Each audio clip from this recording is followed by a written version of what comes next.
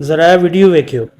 100 ਮਰਬਾ ਜ਼ਮੀਨ ਦਾ ਕਿਸੇ ਬਾਦਸ਼ਾਹਜ਼ਾਦੀ ਨੇ ਸ਼ਰਤ ਰੱਖਤੀ ਵੀ ਮੈਂ ਉਸ ਬੰਦੇ ਦੇ ਨਾਲ ਵਿਆਹ ਕਰਾਣਾ ਜਿਹੜਾ ਮੈਨੂੰ ਬੱਕਰੀ ਰਜਾ ਕੇ ਦਿਖਾ ਦੇਵੇ। ਸ਼ਾਮ ਨੂੰ ਮੈਂ ਇੰਜ ਕਰਕੇ ਬੱਕਰੀ ਦੇ ਮੂਹਰੇ ਪੱਠੇ ਕਰਾ ਦੇ, ਬੱਕਰੀ ਪੱਠੇ ਨਾ ਖਾਵੇ।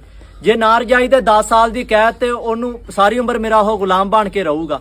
ਉਹ ਪਿੰਡ ਦੇ ਵਿੱਚ ਜਦੋਂ ਐਲਾਨ ਹੋਇਆ ਤੇ ਜਿੰਨੇ ਲੂਲੇ ਲੰਗੜੇ ਸੀਗੇ ਉਹ ਮਾਰ ਭਾਈ ਉਹ ਸਿਰੇ ਬੰਨ ਕੇ ਤੇ ਉਹ ਭੱਜੇ ਆਣ ਅਲੀ ਅਲੀ ਕਰਦੇ।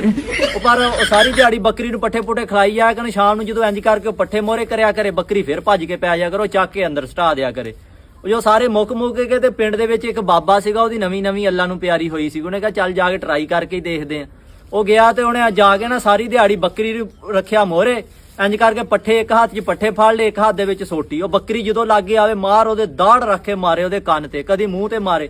ਉਹ ਬੱਕਰੀ ਜੋ ਸ਼ਾਮ ਨੂੰ ਇੰਜ ਕਰਕੇ ਬਾਦਸ਼ਾਹਜ਼ਾਦੀ ਦੇ ਮੋਹਰੇ ਕੀਤੀ ਤੇ ਉਹਨੇ ਇੰਜ ਪੱਠੇ ਮੋਹਰੇ ਕੀਤੇ, ਬੱਕਰੀ ਜਾਵੇ ਪਿਛਾਂ ਨੂੰ ਭੱਜੀ।